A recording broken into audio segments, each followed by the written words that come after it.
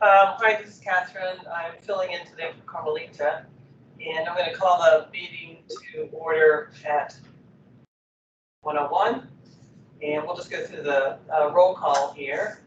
Carmelita, I think she's not here.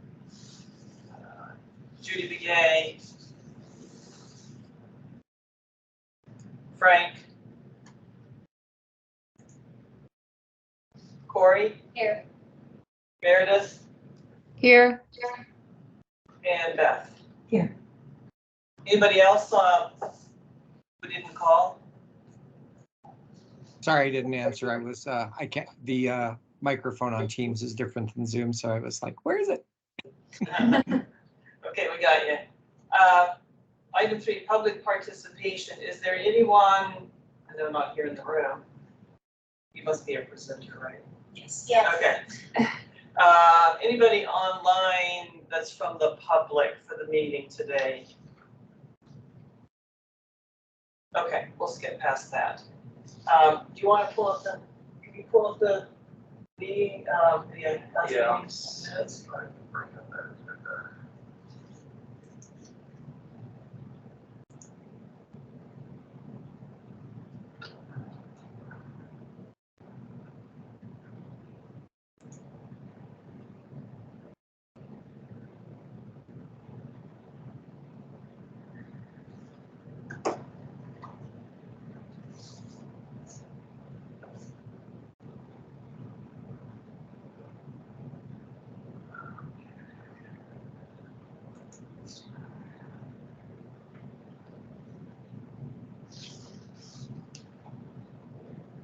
Or should we just? I mean, if you want to go through it as written, I'll get up as soon as I can. This thing is Okay. super slow. So anyway, we'll go over the approval of the minutes from last month in September. And I believe everybody received those in an email if you had time to look at them. I have a Okay. question. Okay, I have a couple of questions. okay, go for it. The library director recruitment area, the 1 and 2, I don't understand what the 2 refers to. It seems like it's a duplicate of the first. Sorry if I'm reading it wrong, but it doesn't make sense to me. I know reports and discussion item. Under library director recruitment, under reports, yes, reports. and Sure, discussion. so that was part of my director's report to the board, and I believe those are just notes from the note taker about what was discussed last time. Okay, I just don't remember discussing number 2. I don't see it. But it doesn't right like here. 1 and 2 are the same. Was there something different about 1 and 2? So 2 should have been the bios for the candidates from last time. I went over the 3 different candidates. Oh, well, that's kind of lengthy. It was pretty lengthy. Oh, so that's what 2 means? So, yeah, I think that was probably an error. Yeah. That should have been about the bios for the directors. You remember that part? I do remember Yeah. that part. I just, Lengthy. number 2, I didn't understand what it referred to, what we meant about. And then the second question was about the doors. I don't know. It's when you're talking about the front entrance project. It's right below the one I just asked about. Oh, okay, so on the back of the page. Yeah. I don't know if that's a question for now or not, since it's in the minutes, so I just wondered if the doors are installed for the library. So they are not installed. I'll be discussing that later in the director's report. There was a delay. Oh, okay. You know where the bathrooms are here? I do, yeah. If you go down the hallway with the bathroom and look out the window, you can see the whole thing. I haven't been there since, I think it was last week I was here. Yeah. About a week ago. Okay, and that's all I had. Just confusion on number 2 was the main thing. Anybody out there at home have questions about the minutes from the September meeting?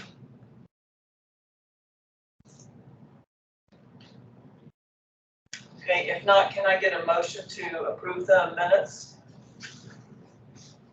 So moved. Okay, So Frank and then do you want to I'll second? second. Okay, thanks. Okay, so the minutes have been approved and seconded.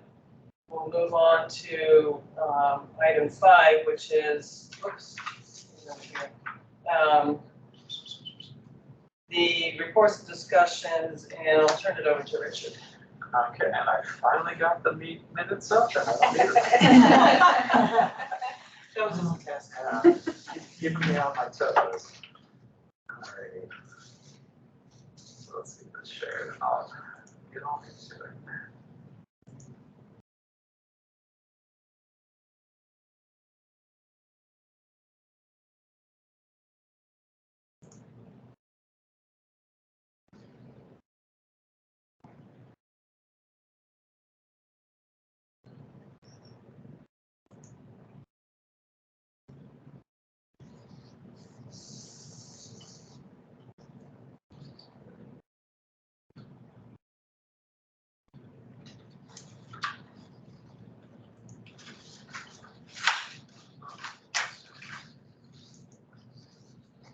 That's not what I wanted to do. They must have changed teams recently because it looks completely different from the last time I was doing this. Alright, that's it. Can everybody see the director's report on the screen there that's joining virtually? Yep. Yes. Great, I'll go on through it then. All right, so this is the director's report, October 6, 2022. Why is it all? All right, well, I'm just gonna roll with things. Technology's fantastic, isn't it? Okay, so first off, I want to give everybody an update on the library director recruitment. As some of you know, and maybe not all of you, we did hold our meet and greet for candidates on 9/19 last month. I can let you know right now that a selection from that group was made and negotiations are currently taking place. That being said, I'm sworn to secrecy because of the process going on in the background. So I will let you all know once we are, fully confirmed with the new director and get that information out to you all as quickly as possible. But unfortunately for now, there's not a whole lot I can share. Does the board have any questions about that before I move forward? I know it's kind of short and sweet. Yes, who was it?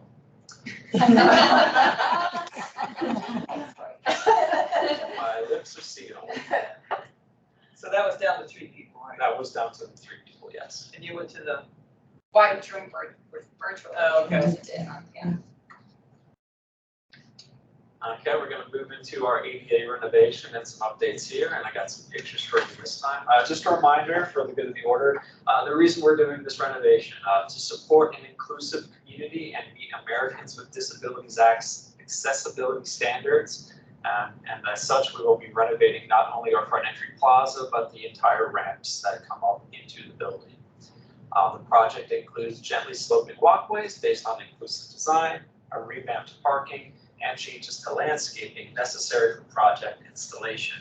And public artwork will also go along the handrails, and there will also be an outdoor seating area for public use. All right, so where are we currently? Well, demolition's completed. I know my staff are very happy that there's no longer the building shaking and loud cracking noises every 5 minutes. That's kind of the hardest part in some ways, and the easiest part in some other ways. But the old concrete ramps have been completely removed. The entryway has also been removed in terms of the concrete underneath the awnings there. Landscaping has also been altered to accommodate the new project design. So what does that mean? Well, it means a lot of the vegetation that used to be out there is no longer there, and you will get to see some pictures of it very shortly. So first off, and I apologize, I thought this would be full screen, and it's kind of not. You can see right now that all this vegetation right here, this is the first photo that I took as the deconstruction was taking place, and it's going to get a lot different as things progress. First and foremost, we ripped out a lot of the greenery. This is no longer here. The concrete is all in slabs. And in later pictures, you'll see how the landscaping looks. Is that, did you go back one slide? Sure. The, I don't know what you call that cover thing that you walk under right now to get to the door. This right here? Yeah, that stays? This is still here. Okay. Yeah, that is still here. So you can see the process of removing the concrete over time. This picture was from about, I want to say 2 weeks ago. And all of the walkways and the concrete up here, that's all gone now. We've also poured some additional concrete over here in this back right corner. It's hard to tell again because the screen is so small, but that's kind of where our demo concrete is right now. Unfortunately, can't let you go in there without a hard hat because it's an open construction zone, but we do have some demo pours of the concrete there, and they do look good. It took a couple pours to get to the right texture and sandblasting finish, but we are there finally, and we are ready to move forward. There's one of the big guys out in front. And this is what it looks like today. So no longer pictures from weeks ago. They've already ripped out a lot of the dirt that you saw in those previous pictures and have started grading down. Right here, you can see these structure braces. This is where the first concrete pour is going to be. So this is right by the awnings, which again are still in place. And this is where the front plaza is going to be. So we're going to have an additional seating area. Artwork will line the ridges here. And then we'll also have, you know, an open area that we can have programs for, you know, with when the weather's nice. And so we're really excited about that. You can see further picture there. So what does this all mean? It means phase 2 is done and phase 3 is getting started. This is going to be the entirety of October, and it is the bulk of the project. So this is going to be a lot of concrete pouring, a lot of grading of the landscaping, and you know that's going to take some time. And unfortunately, because we're a little bit behind schedule due to ADA accessibility concerns, due to having to change to a temporary entrance, it did impact that front entry installation of doors. So that was originally scheduled for late September. Right now, we're actually looking at November 17th, but we want to see how it goes first. One thing that we're very cognizant of is having 2 different construction teams out there on recently poured concrete could negatively impact the longevity of it, and that's not something we want to risk to chance. So in all likelihood, we're going to ask them to not go in as soon as they can, but give some time for the concrete to really cure before we start getting additional boots on it. Did you say last month that the handicap parking area is going to be taken up with the new project? So the handicap parking where it used to be in the past, those 2 spaces that were right next to the flagpole, those will be taken up by the project. Due to the geography that we're kind of working with and the need for a certain grade of slope, there was just no way to realistically save those while keeping those slopes within ADA requirements. However, that doesn't mean that the handicap parking is going away. We're migrating it from its prior place to actually the other nearest 2 spaces. Those are going to be moved. Oh, you mean so just across the parking lot? Yeah, so we're moving them down a bit. We're actually going to gain a couple parking spots because we'll have to rip up some of the existing architecture in the parking lot to fit all the things that we need to do. So we'll actually gain a couple parking spots, even though it looks like we're losing some. And so next Monday, 10/10/22, that's a big day for us. That'll be the first concrete pour. And they are going to start right here in that entryway right by the front doors of the library. So that's the first one that we're going to work with. And in many ways, it's kind of the most delicate because we have existing, concrete and slabs that we need to work with. Make sure that we aren't, hitting it, breaking it up. It's hard to tell from this picture, but just underneath these doors, we have a little concrete slab there, and that in particular is something we're very mindful of in terms of not disturbing. You know, we don't want to cause additional problems for ourselves by rushing this. But that'll be where we start, and it should be an exciting day for not only us, but the poor construction crew that's been out there waiting as we have had many delays. So, and again, this is our construction timeline. I apologize for the graphics being a little distorted here, but we are now in phase 3. I know it says mid-September, but you know we're now in October, so we're kicked back a little bit realistically in terms of our timeline. You know, early December finish date for the entire project's not probably realistic anymore. It's likely going to run into January. This was pretty expected. You know, with any construction project, you know, there's going to be some delays, and this one is no different. So before I move on to other things, is there any questions or concerns about the front entry construction? I know it's kind of the big thing we're working with right now.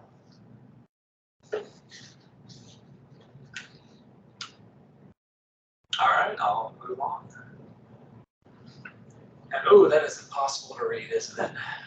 It doesn't pop out. Move your PowerPoint. See the third one over. Right there.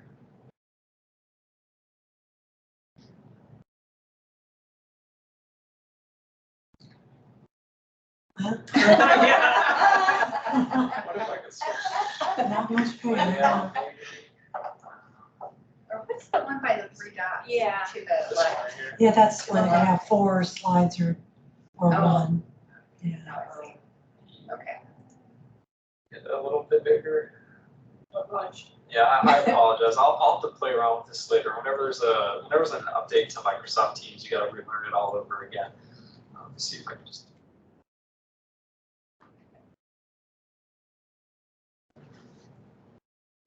Not really helping. It's actually making it worse.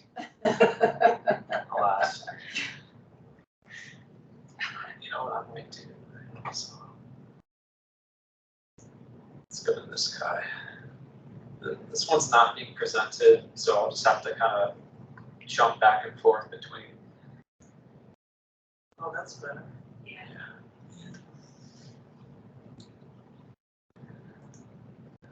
I noticed in this you had huge numbers for the East Library. Yeah, sorry. Huge increases. But it's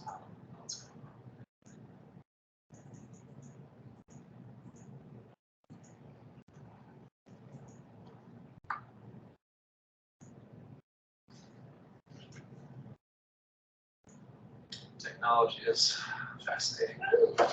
Okay, so at least we can see the numbers here. So on the right side of the screen, you should be able to see our September numbers, and as you'll see, we have some pretty sizable increases, and that's great as we move to, continuing to move to a post-pandemic environment. Our circulation is up 12%, which is obviously a huge increase, and we're happy to see that we're getting back to those pre-pandemic numbers. And our in-house use is, of course, going up as well. Now, one thing that is very unfortunate because of the construction, we don't have our door counter for normal usage in terms of how many people are coming in the building. We knew that this was going to happen. Obviously, there's nobody walking through those doors and hitting the automated trackers, so I can't share that information with you for the downtown location, but you can see just a huge 2,000 plus increase for East Flagstaff, and I would imagine that the number is pretty consistent, here. Maybe a little less because of the construction. We're seeing a little bit less foot traffic than we normally would. Sometimes people just think that we're closed and they move on, but pretty much across the board, we're seeing increases as we move back to a healthier community and environment where people want to come in and use the library, access our services. So that's fantastic.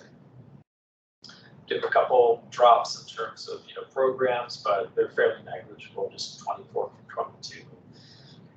A couple less people because of those 2 less programs that we ran this year compared to last year. But overall, our statistics are up significantly. We're getting back to where we need to be.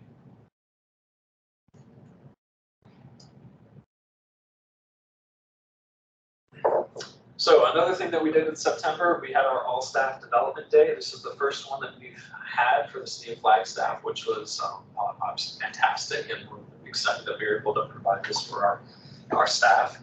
For those of you who do not know, an all-staff development day is basically a day of training, learning more about librarianship, how to serve our public, new services, and also the opportunity to just meet, mingle, and greet with your fellow employees who work in different libraries. You don't obviously get to see very often because Coconino County is huge. So that was a lot of fun. I want to specifically mark out Felicia Fiedler and Barbara Tate for all the work they did getting this set up. They were just absolutely paramount to getting this thing up and running, and they made me speak in front of a huge crowd, which it's good public service speaking experience. So we're You happy saying about that. like even the Grand Canyon staff came Yeah, in? even the Grand Canyon staff were here. We didn't have everybody, of course, managing all the different locations can be challenging, but we had people from Tuba City, from Grand Canyon, some more affiliate libraries were also around, so that was great to see. And it was just a lot of it was a lot of fun to be able to see people you don't get to see, especially in a COVID environment this past couple of years where for so long, we're meeting on Teams as we're meeting now. It felt really nice to actually be able to, shake somebody's hand and welcome them into the building, in person. And this happened right before the kind of construction happened. So I think around when that first was occurring. So everybody got to see the fun of construction. So that was fun. Some comments. I think this was a great success. I look forward to more things like this in the future. I learned a lot, and I'm excited to be able to put it to use. It was a fantastic time, super informative and helpful. I was able to meet a lot of staff I don't normally get to see and find out about departments and what they do. The presenters we did an amazing job. This was excellent, entertaining day, a training that I think went very well overall. I hope we can do it again in the future. So, this guy over.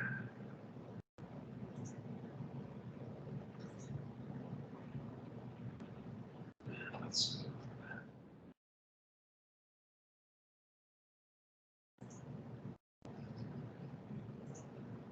Okay, and I have some choice program updates for you all. So in this one right here, we see a program that our EFCO location did with LaRouche Springs Hike. It's part of our kind of initiative to get out there into our community and showcase more of the beautiful areas that are around Flagstaff. So Sarah Weatherby did this one. We have a picture of them and a couple of the library staff who participated. And what's really exciting about this one to me as I was going through all the things that we do is we actually have a ranger who's going to be assisting us moving forward. So that's fantastic to see as we can continue to expand the amount of services that we provide and really the depth of detail that we provide for our services and programs. So these are just employees going out and hiking No, so together? then there's 2 employees and the rest are members of the public who participated. Oh, okay. We actually had a ranger as a member of the community, decide, hey, I want to participate in that. It went so well that they wanted to partner with us moving forward more.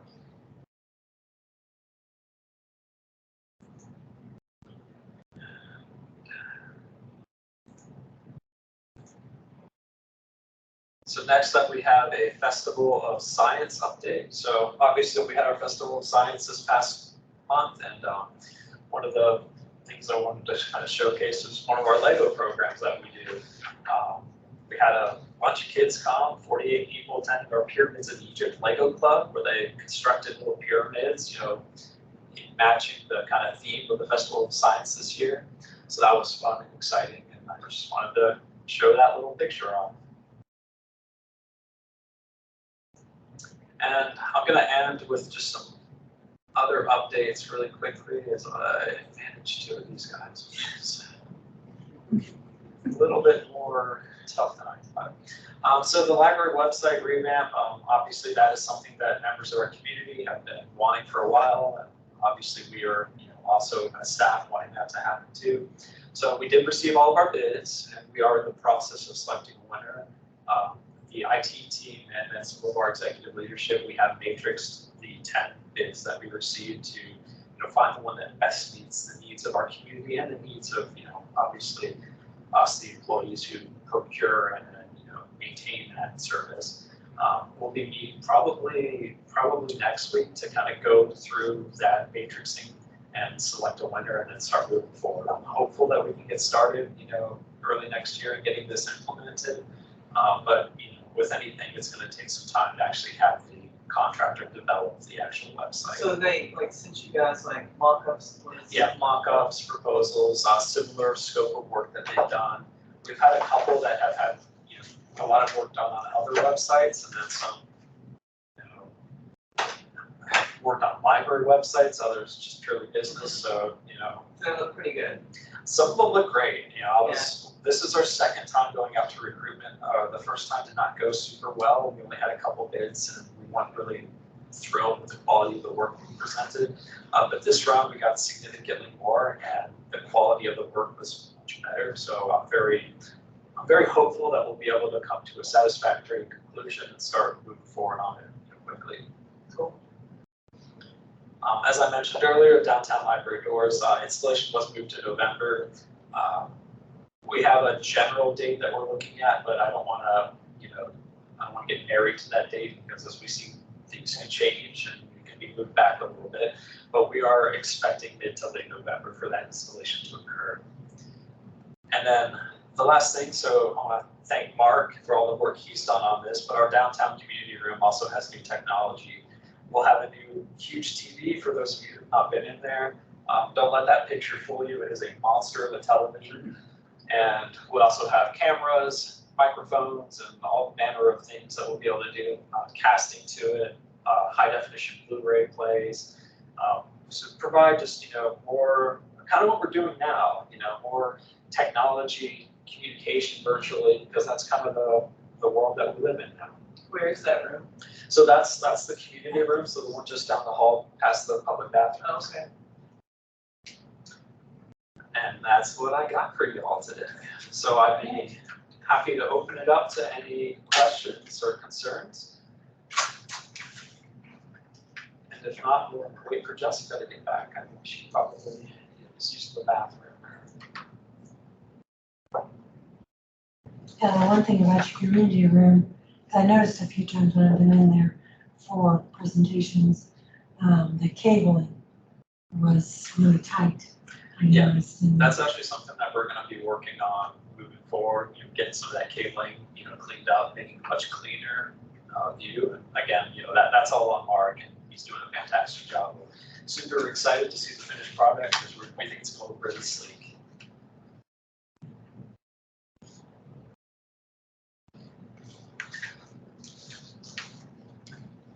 Okay, well, if there's no other questions, I'll go ahead and end my director's report here. Next up, we do have Jessica Archer. She's our Palsmobile driver, and she'll be giving you all an update on the Palsmobile. And unfortunately, we don't have an update for the Bookmobile. That remains kind of in flux right now. The new director will likely be the one to take on that challenge of determining the best way to utilize that moving forward. But for now, the Bookmobile remains non-operating. But I would go ahead and pass it over to Jessica. And if you want to take my spot, which I want to do it. It doesn't matter. Okay. It's the second from the bottom. That's right here. Library, yeah, that's the Okay. one.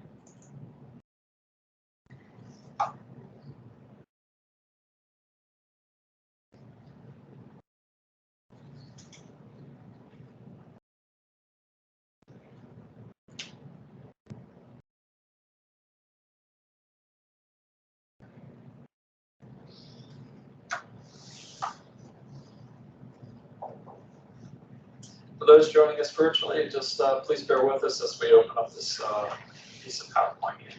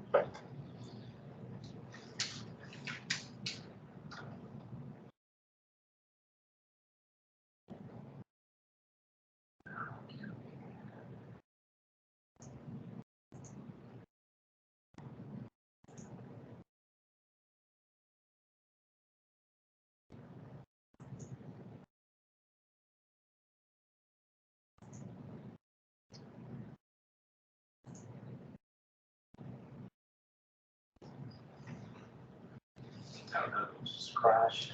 Oh, there we go.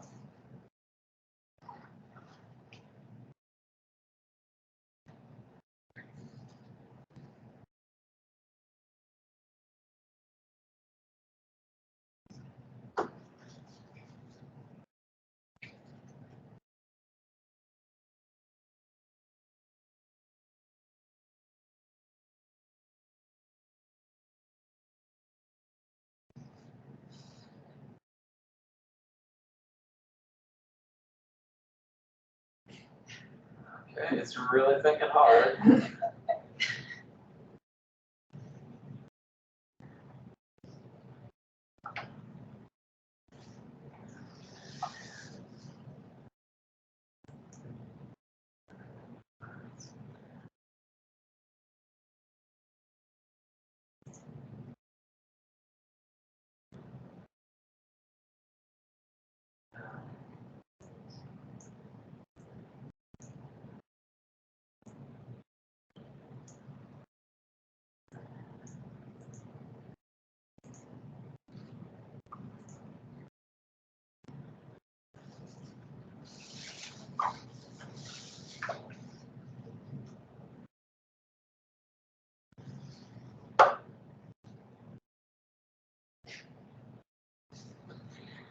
Maybe you could just talk I about can it. just talk about it. Let's do it. Let's do it. Yeah. Yeah. I think we might need to get a new laptop in here. This guy is struggling. Well, I'll just get started. The Pals Mobile looks like this, about 28 feet long. It is like a retrofitted RV that has shelves inside and books. PALS stands for Preschoolers Acquiring Literacy Skills. And it's really geared for kids about 0 to 5, but we have things that are appropriate up to probably 2nd grade on there. So it's really just a bookmobile for kids. I don't know if we're able to go to another slide. I clicked, let me see what happens. We'll see. Just to double check, can the people joining us virtually see this? I can see the front with the bus. Perfect, Yeah. thank you. Yep, we can see it.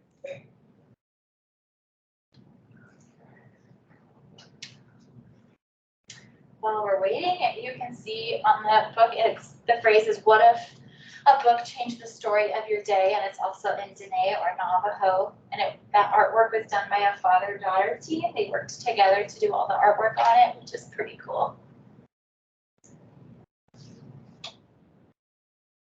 So we used to have this old bookmobile you can see on the left side. The Flagstaff City Coconino County Library has been going around for a long time. And in 1999, they really changed their focus to have a separate one that's just for kids. And so the one that you see there on the right was purchased in 2007 through an LSTA grant and an anonymous donor contribution. And I already talked about that artwork, but there it is going around town. It goes through the city and all throughout the county as well. Is the white one still around? No, it's No, not around it's dead. anymore. Yeah. We're going to send you a video link after the fact, and it has a really cool picture of the one even before that. Oh, wow. And it's a lady, I don't know who she is, maybe someone who's been here longer knows, but she's in like 70s clothes, like little kids. It's pretty cool.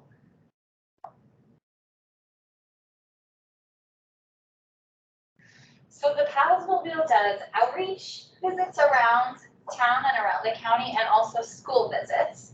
So for the school visits, we go to preschools, daycares, Head Starts. Right now, we're visiting 16 different sites in Flagstaff and 4 out in the county. And when we go visit them, we do a story time where we're modeling all kinds of early literacy skills, and we're doing that also for their daycare providers.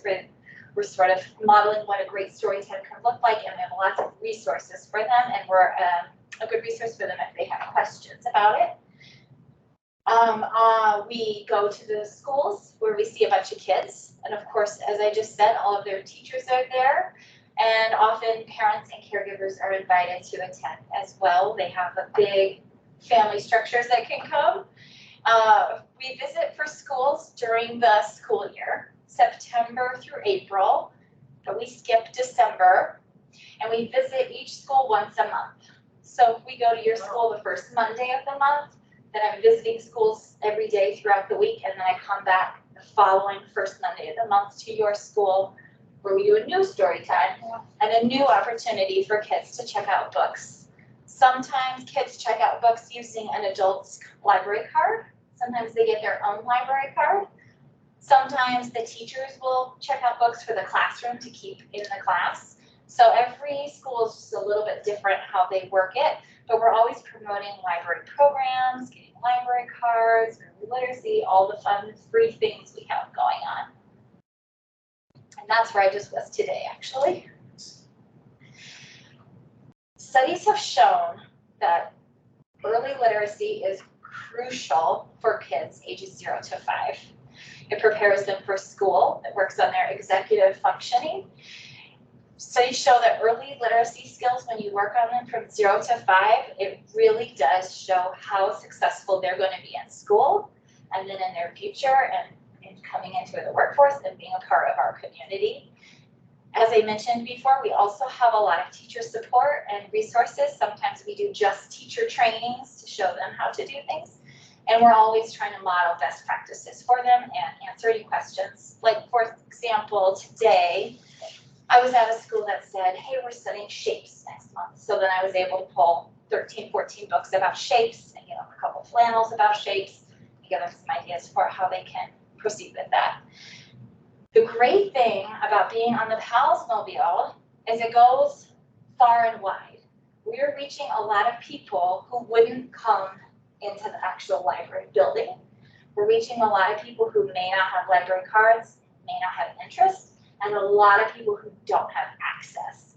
So the PALS Mobile and the County Bookmobile are really critical for access for people. Is that the inside?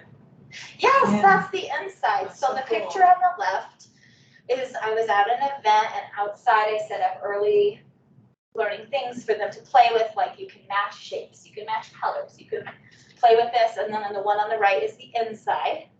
And she didn't have a library card, and her grandma didn't want to get one, but she was able to read some books while on there. She read with me a little bit, she read with her grandma a little bit.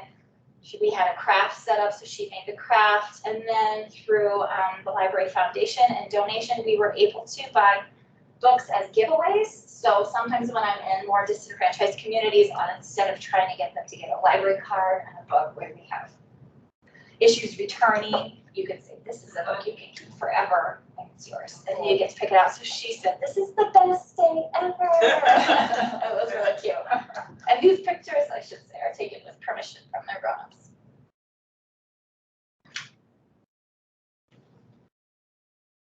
So in the month of September, because I just finished counting this all up, we had 569 people get on board the PALS Mobile. Wow.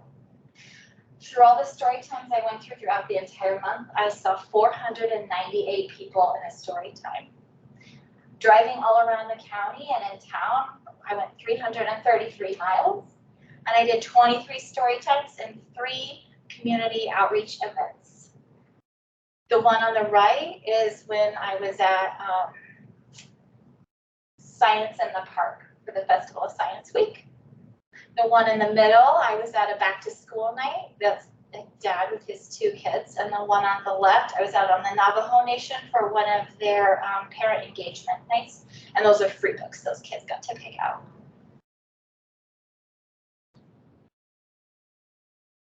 So not only do we do the school visits, we also do a lot of outreach. For example, in the summer times on Wednesday evenings, you can find us at concerts in the park, where people look forward to coming on board and looking at books, checking books out. It's a really cool opportunity. You can see caregivers give their children a little more autonomy, like here's the library card, go ahead. And then they come on like the really big stuff and pick out books, and it's pretty cute. These are some other bits, a few of the other outreach events we go to. Ahoy to Summer, Back to School Nights, a lot of different STEAM events. The Festival of Science I mentioned a minute ago. Earth Day, we collaborate with the Flagstaff Family Food Center. We went out to the Arboretum for Pollinator Day, and the best one of all, if you have any young people in your life, is Touch a Truck.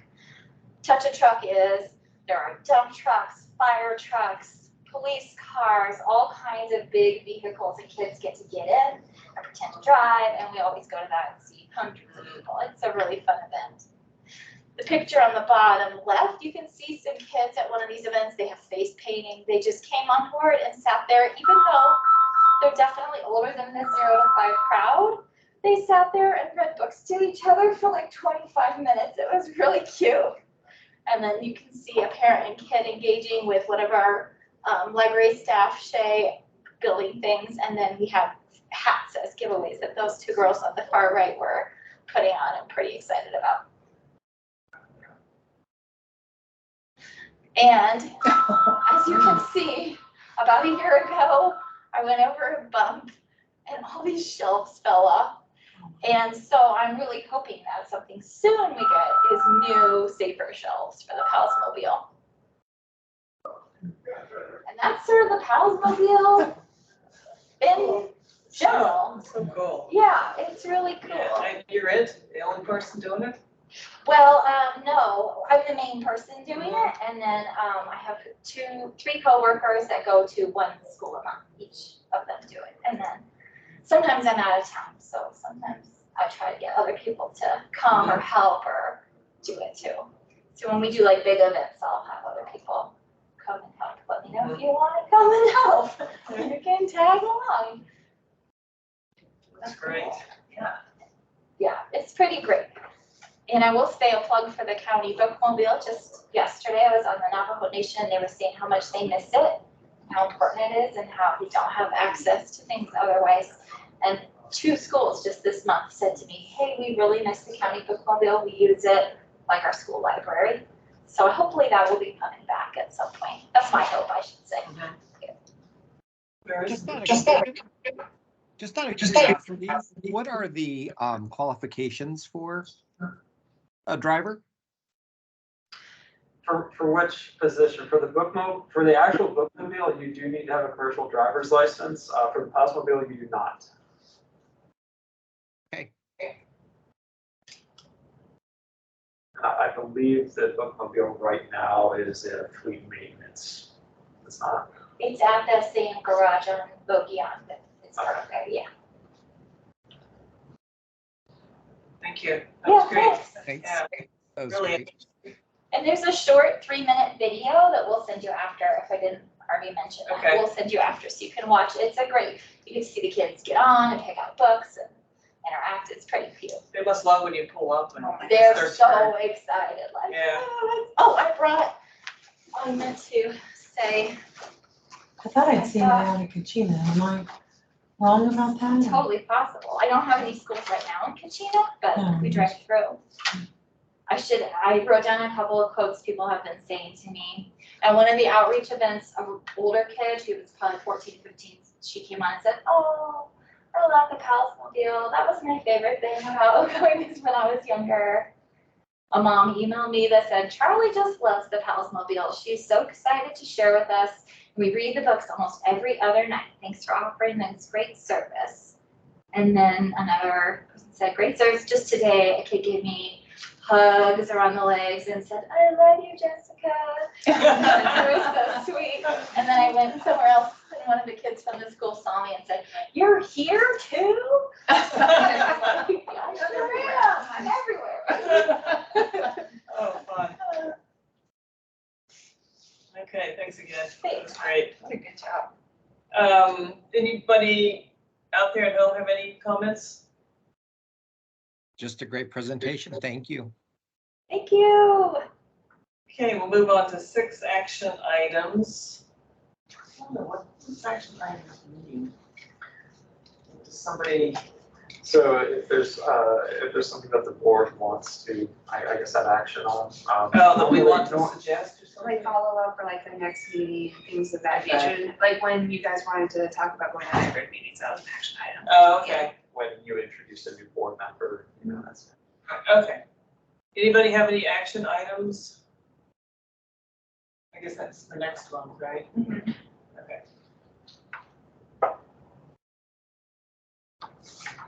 Okay, if not, I wasn't sure about item 7. Is that just FYI for us to look at? Yeah, Okay. things that generally pertain to libraries in the United States or even Yeah. library boards. Okay. Mhm. Yeah, I looked at, the first one was really good. So the informational items are just for us to look at. The first one is a little clip from the PBS NewsHour on banning books. It was really good.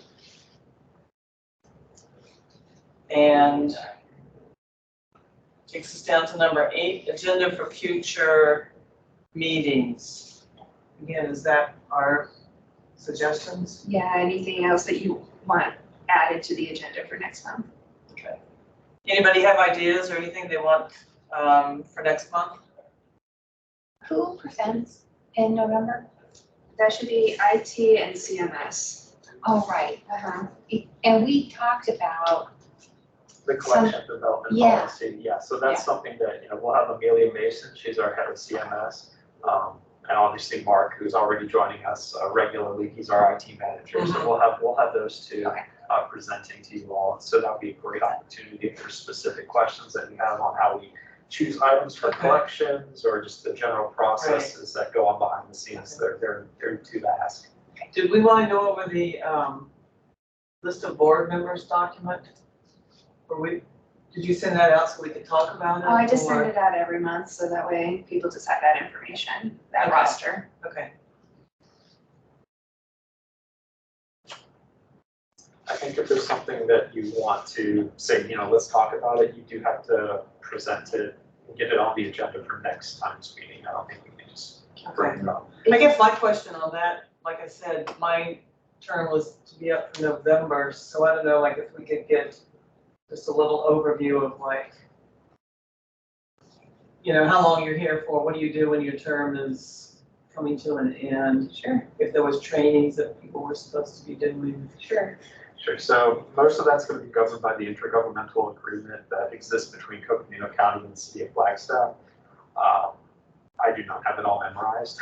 All right. Because it is quite lengthy, but we'll go into more detail about the term lengths and things like that board members have and the responsible parties for going out and finding, replacement board members whose term expires. But I mean, like, when my term is over, does somebody reach out and say you're done? I believe Stacy Salzberg should, or Stacy or Shannon. It seems like Stacy. like some of the older board members, like a year or so ago, have been just sort of staying on or renewing or something like that. So if they're on the recurring, or not recurring, if they're on like the 3-year one, which is the longest term length, they could be around for a while, but some are only 1-year term lengths. So I couldn't tell you which term length each individual is on because I'm just not privy to that information. I think it was on that document. Yeah, but I'll reach out to Stacy and see if I can get more information for our board members. Okay. Okay, so anybody have anything they want for next month? And so next month is, what was it? Oh, you already mentioned that. The next board meeting is November 3rd. If nobody has anything else, then I guess we're ready to adjourn. If somebody wants to make a motion.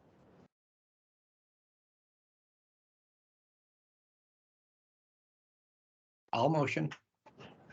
Or we can stay. Guess it's my motion day. Okay, thank you, Frank. Anybody want to second that? I'll second. All right, thanks. And we are done. 1:51. Thank you all. Vote on the motion. Thank you. Oh, Oh.